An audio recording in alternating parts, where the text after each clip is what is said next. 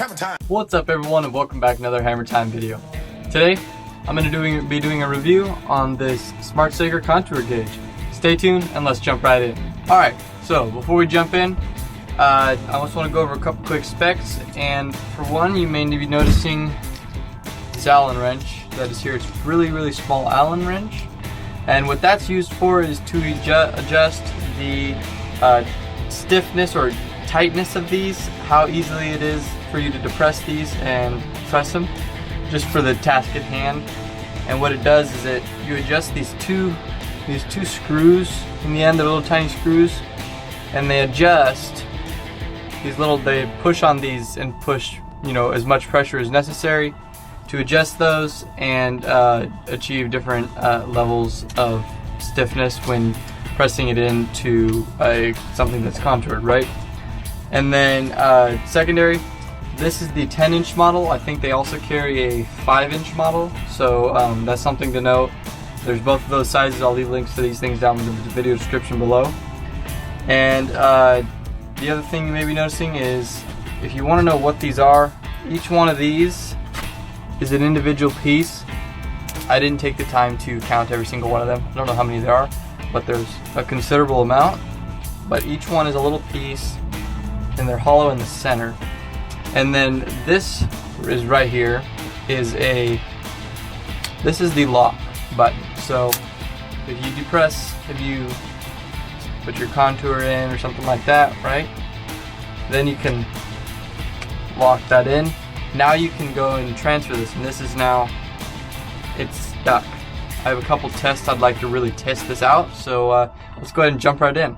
Okay, so for the first test, I'm going to see if we go ahead and set a contour. I'm going just to use my fingers here and just press some of these in. Kind of a random wonky contour. Okay, I'm going to lock this in. Alright, locked in. Now what we're going to do is we're going to drop it on the floor on this side here, or either side. It's going to land on one of these ends. And we're going to see if this moves at all. After we check this and transfer it onto a piece of wood, we're going to transfer this onto a piece of wood, and then we're going to check it again and see if it has moved at all. Because as you're transferring something, you set it on the end of a workbench and you knock it off. You want it to stay the same, have the same contour as it did before it fell off. So let's go ahead and let's drop it. Okay, so to do this, we're going to use the straight side of this board. We're going to line it up with this black edge here. So we're going just to press that up against it. I'm going to hold it in place, and I'm going to trace around it.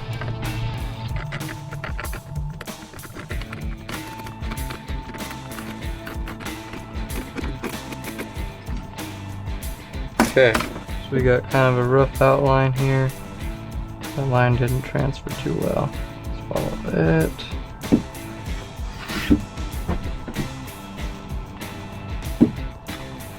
Okay, so we got a little rough outline here, and now we're going to drop this and see what happens. So this is going to fall about 3 feet, because this workbench is 34 inches. I'm holding it just slightly above, so it's around the standard height that something would fall like it. So we're going to drop it on the end that's sticking out more here. Okay, so now we're going to try and transfer this again and see what we have.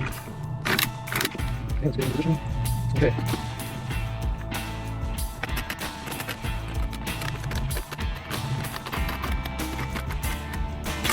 Okay, so we can see this here on camera. Here's the most accurate representation. It's about the whole way across. And this shifted, which I think is about 1/4 inch. It's actually 1/4 inch right on the money. So it shifted a full 1/4 inch here. And this is just the factory tightness setting. It hasn't been adjusted at all. And it's just kind of, probably a standard setting you do use a lot. And it has shifted a lot. I think the only way you could really fix that is tighten it extra, then it's going to be a lot stiffer. But overall, really, if you drop it, just don't plan on using that measurement until you go ahead and reset the contour, because it's going to shift pretty much no matter what, especially if it falls on the tines.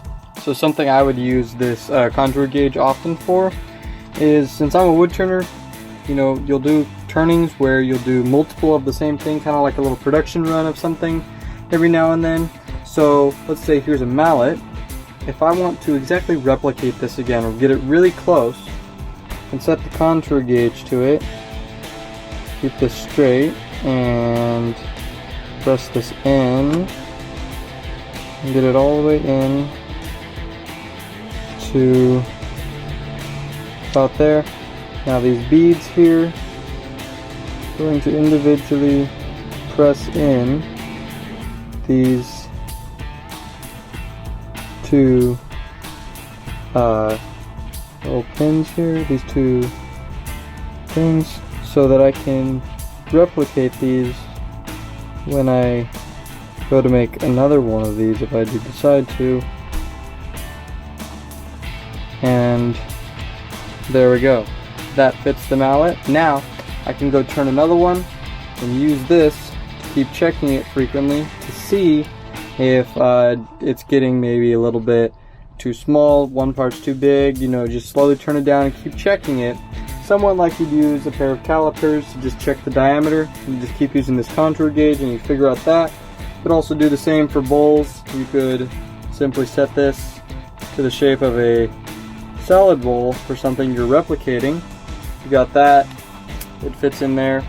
You got this on the lathe, you just keep checking it until you get your desired shape. Oh cool, I've got my desired shape, pull it off the lathe. Super simple, that's really easy to use. Okay, so another use for this is in door jambs and you know, to measure it for flooring. So for example, if I wanted to put a piece of flooring that was going to fit around this door jamb I have here, I would simply set the contour gauge up and then I would press it in. Okay, now I'm going to lock this in place, and then I'm going to transfer this to a piece of cardboard so I can show you how it will fit now that after we transfer it and cut it out.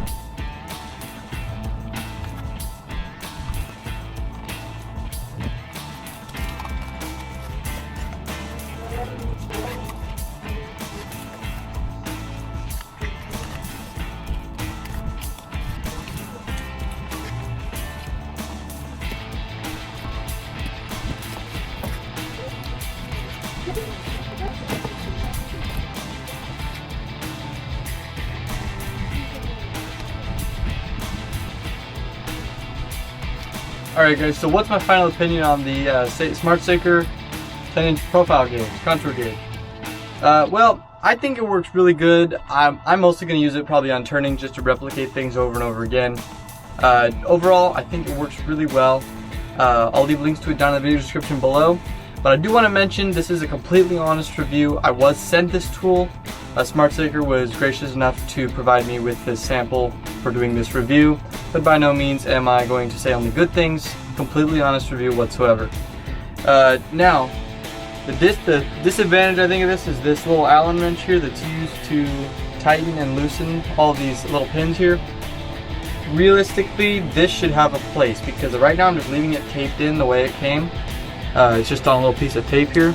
But I think this should have a place on here, because this Allen wrench could easily get lost, and easily putting a little hole or maybe a little clip on the face here or the back, that would be really useful so this did not get lost, because I'm sure this thing is going to get misplaced if I don't keep it attached to this. So just something to know.